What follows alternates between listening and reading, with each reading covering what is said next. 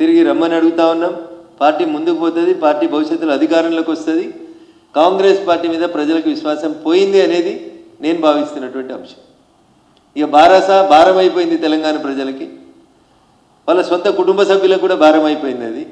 కాబట్టి ఇక దాని గురించి ఇంట్లోలకే ఇష్టం లేనప్పుడు బయట వాళ్ళ గురించి మాట్లాడే ఉంటుంది.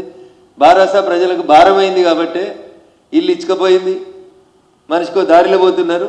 కాబట్టి ఇక మిగిలింది నిజంగా తెలంగాణ కోసం కొట్లాడేది, నిలబడేది, కలబడేది, అవసరం వచ్చినప్పుడు ప్రజల పక్షాన నిలబడేది భారతీయ జనతా పార్టీ నాయకత్వమే. కాబట్టి పెద్దల్ని మళ్ళీ ఆలోచించమంటున్నా.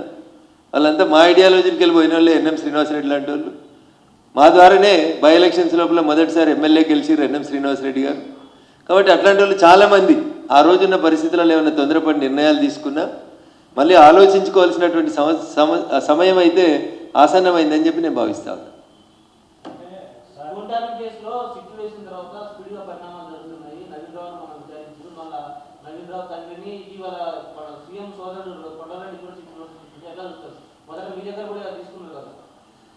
కోడలు దిద్దిన కాపురం, అత్త దిద్దిన సంసారం అని తెలుగు టీవీ ఛానళ్ళలో రోజు వస్తుంటాయి సీరియల్.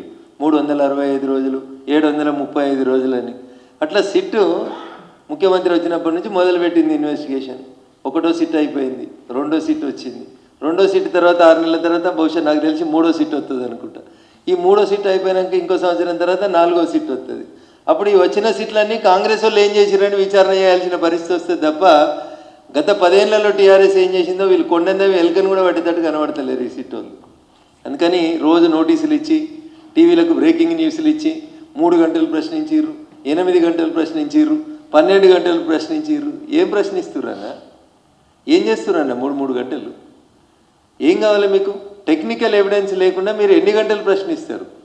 ఎవరి ఫోన్ నెంబర్కి వెళ్ళి ఎవరి ఫోన్ నెంబర్కి పోయింది కాల్ మీ దగ్గర ఉంది. ఎవరు ఫోన్లు ట్యాప్ చేసిరని ఎయిర్టెల్ వాళ్ళకి, జియో వాళ్ళకి, టాటా వాళ్ళకి అందరికీ నోటీసులు ఇస్తే బిఎస్ఎన్ఎల్ వాళ్ళకి వాళ్ళే ఇస్తారు కదా. ఇగో మాకు ఈ నెంబర్లు ట్యాప్ చేయమని ఇచ్చిండ్రు, ఈ నెంబర్లు ఎవరైనా ఇస్తే టెక్నికల్ ఎవిడెన్స్ అయిపోతుంది కదా. ఆయా కంపెనీల సీఈఓలను పిలిచి వాళ్ళకు వచ్చిన లెటర్లని, మెయిల్లని తీసుకుంటే that will become a technical evidence. ఓ రోజు రఘునందన్ రావుని పిలిచిరు, ఓ రోజు నవీన్ రావుని పిలిచిరు, ఓ రోజు కొండలరెడ్డిని పిలిచిరు, ఓ రోజు రేవంత్ రెడ్డి అన్నని పిలిచిరు, ఓ రోజు రేవంత్ రెడ్డి డ్రైవర్ని పిలిచిరు. ఏందన్నా ఇదంతా? పిసిసి ప్రెసిడెంట్గా రేవంత్ రెడ్డి గారు చెప్పలేదా నా ఫోన్లు ట్యాప్ అయినాయని? అదే రేవంత్ రెడ్డి ముఖ్యమంత్రి అయిన తర్వాత మొన్న మధ్యలో మీడియా మిత్రులు అడిగితే చెప్తాడు, నా ఫోన్ ట్యాప్ అయితే నన్ను కూడా వెళ్తురు కదా అంటాడు. అంటే ప్రతిపక్ష నాయకుడిగా ఏం మాట్లాడిండ్రు మీరు? ముఖ్యమంత్రి అయిన తర్వాత ఏం మాట్లాడుతుండ్రు? ఇలా కొండలరెడ్డి గారికి సిట్ నోటీసులు, రేపు హాజరు కావాలి.